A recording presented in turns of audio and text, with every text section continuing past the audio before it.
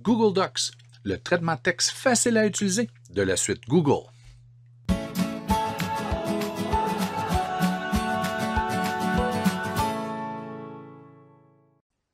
Google Docs, le cousin germain de Microsoft Word. On me demande souvent où se situe Google Docs. C'est bien simple. Vous avez Microsoft Word, vous avez Word en ligne et vous avez Google Docs entre les deux. Donc, pas aussi complet que la version installée de Microsoft Word. Par contre, beaucoup plus puissant que la version de Microsoft Online.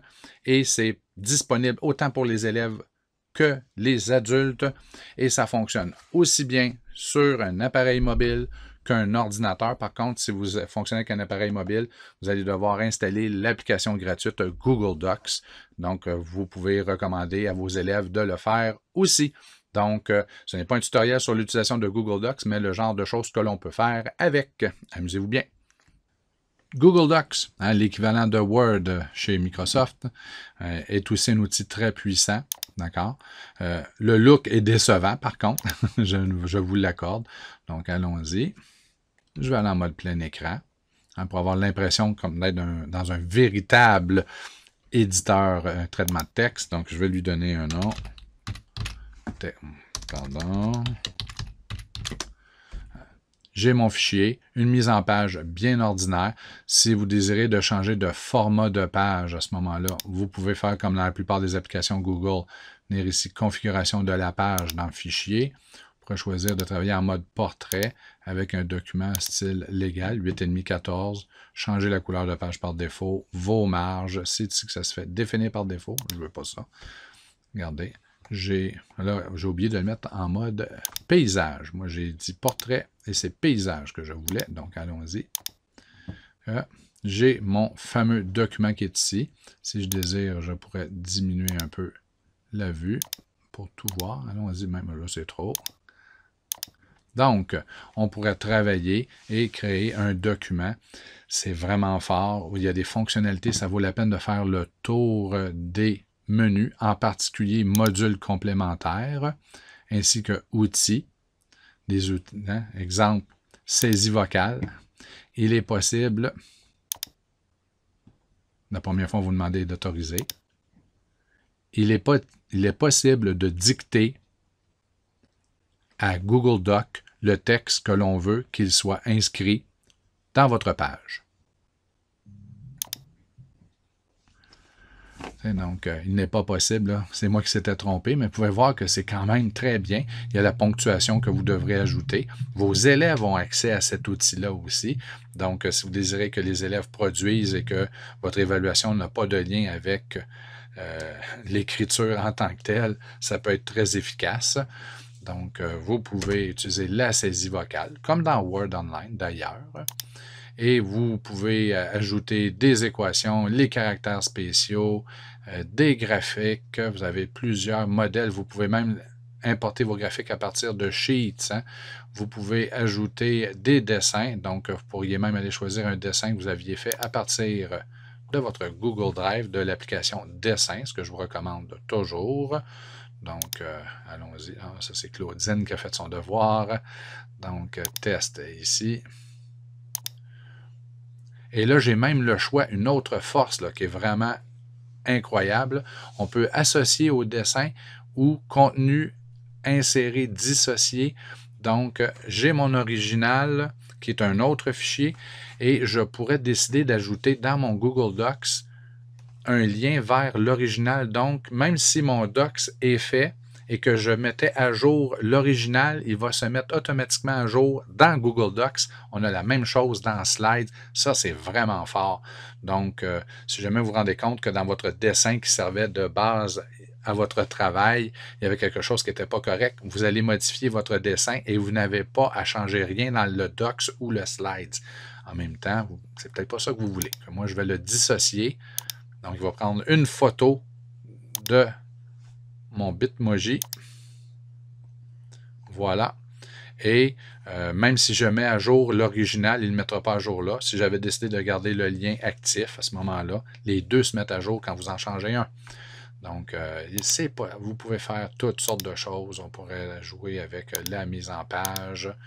Vous avez hein, les marges alentour de l'image. Vous pouvez mettre des cadres. Allez-y.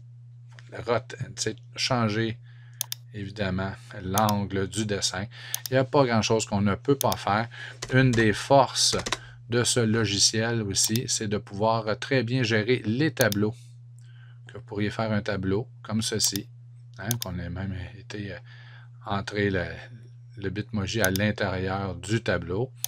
Et on pourrait fusionner des cellules. On pourrait fusionner ces 4 cellules si on le désire. Donc, allons-y. Je vais cliquer avec le bouton de droite. C'est souvent plus rapide. Fusionner les cellules. On pourrait justifier par le centre. Et on pourrait même y insérer un autre tableau à l'intérieur de 3 par 3. Et vous pouvez faire à peu près ce que vous voulez. Donc, vous allez voir, propriété du tableau, là, avec le bouton de droite, vous avez accès à un paquet de choses. C'est là que ça vaut la peine d'explorer.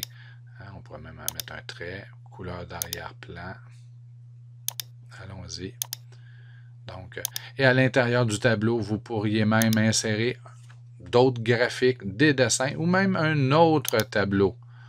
Donc, c'est presque sans fin. Et ça, c'est uniquement avec la fonction tableau. Vous pouvez voir que ça se fait rapidement. Et c'est la même chose. Hein. Là, si vous n'êtes pas habitué de voir cet affichage-là, je peux revenir au mode normal. Moi, je préfère toujours travailler comme ça. J'ai plus de surface pour travailler. Donc, en passant, la dictée vocale, il y a à peu près 25 langues. Donc, vous avez le choix. Vous pouvez avoir manipulé, hein, supprimer la mise en forme, des styles de paragraphes, aligner les retraits. Vous avez tout. D'ailleurs, vous avez les boutons ici pour le faire. Vous avez le mode édition, suggestion, affichage. Donc, si vos élèves travaillent, sont en mode édition, vous pourriez aller à l'intérieur de ce document en mode suggestion et, par exemple, suggérer qu'on enlève ce bout-là du titre. Donc, vous faites supprimer. Et puisque vous êtes en mode suggestion, il va le laisser là, mais l'élève va voir que l'on veut qu'il soit inscrit dans votre page. Et là, vous pourriez commenter ici, vous, directement.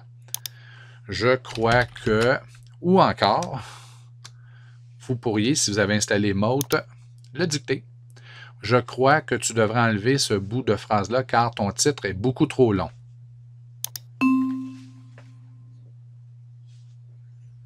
On attend quelques secondes. On envoie. Ah, c'est le crochet, c'est pas répondre en tout cas. Vous allez voir. On avait le crochet ici. Regardez, la dictée. Bon, parce que je disais dictée avant, là, mais ça fonctionne bien. Vous pouvez, regardez, si je reviens ici, je pourrais insérer un Bitmoji directement de là. Exemple, j'ai-tu un salut? Oui, j'ai un salut. Je pourrais venir l'insérer ici. Ah, il ne rentrait pas dans la page, là, mais voilà. Si je le diminue, on devrait être bon. Ou on aurait pu le mettre dans une cellule, tant qu'à ça. Hein? Et voilà. Et le centrer dans la cellule. Donc, il n'y a pas grand-chose qu'on ne peut pas faire avec ce beau logiciel. Ne vous laissez pas vous impressionner ou ne soyez pas déçus par l'interface. C'est une interface minimaliste qui demande peu de bandes passantes, mais vous avez des outils incroyables. Surtout si vous venez dans le module complémentaire, on vous en fournit quelques-uns, mais vous pouvez en télécharger. Donc, vous pouvez en ajouter qui répondent à vos besoins, qui répondent aux besoins de vos élèves et vous pouvez même indiquer à vos élèves comment faire. Il y en a une tonne. Vous pouvez aussi, en venant sur le hamburger, choisir des outils qui s'appliquent particulièrement à l'enseignement et la formation à distance. Donc, vous en avez déjà quelques-uns d'installés. Si vous trouvez des petites perles, ne vous gênez pas de nous le laisser savoir. Donc, il n'y a pas grand-chose qu'on ne peut pas faire. Si vous voulez travailler en mathématiques, je termine là-dessus. Juste vous donner un exemple. On pourrait faire MathType, insérer, modifier une équation. Et voilà, vous avez un éditeur d'équations qui est vraiment complet, qui fonctionne vraiment bien. Mais si ça ne fait pas votre bonheur, ou vous êtes sur une tablette même, vous pourriez même, là je suis à la souris, que pardonnez mon écriture. Et c'est pas facile. Puis regardez bien ce qu'on va voir ici. Il vous le fait. On pourrait même ajouter ça. Ah là, c'est plus vrai pantoute, là, mais en tout cas. Donc, et on peut l'ajouter par la suite. Et voilà. Si c'est trop petit, on peut l'agrandir. Ça, il n'y a pas de problème. Vous faites ce que vous voulez avec. Si jamais vous voulez leur modifier, vous avez toujours l'option de leur modifier par après. Donc, amusez-vous bien. Salut, bye. Si vous avez apprécié cette vidéo, vous pouvez faire un like, un pouce, hein, et vous abonner à la chaîne YouTube. Donc, abonnez-vous, puis vous pouvez même cliquer sur la cloche pour être notifié à chaque fois qu'on sort quelque chose de nouveau. Donc, énormément d'outils. Google Doc, interface décevante, potentiel incroyable. Il n'y a pas grand-chose qu'on ne peut pas faire. Vous pouvez faire des modèles. Donc, amusez-vous, découvrez. Et n'oubliez pas que vous pouvez vous ajouter des modules si jamais vous avez besoin des modules. Bye! Dans ma démonstration que je viens de terminer, j'avais oublié de retourner en mode édition. Donc, c'est comme si j'avais tout ce que j'avais ajouté, l'équation, un Bitmoji, le changement ici, c'était en suggestion à l'élève. Donc, il était accompagné d'un commentaire ici. Donc, ton enseignant a ajouté une image, ainsi de suite. Et si vous venez regarder, à partir de OneDrive, on peut même voir que le fichier texte de l'élève a été modifié et qu'il y a 4 suggestions qui sont apportées par l'enseignant. Donc, c'est juste pour vous dire que c'est vraiment fort, mais si vous allez jouer dans un fichier, n'oubliez pas de retourner en mode édition, puisque vous devrez valider chacune des modifications ou suggestions. Donc, oui, j'accepte, oui, j'accepte, et oui, j'accepte, et voilà. Donc, on pourrait même accepter la première. Donc, on a retiré le bout de titre que l'enseignant suggérait de retirer. C'est enregistré et vous allez voir, il n'y a plus de suggestions dans Drive.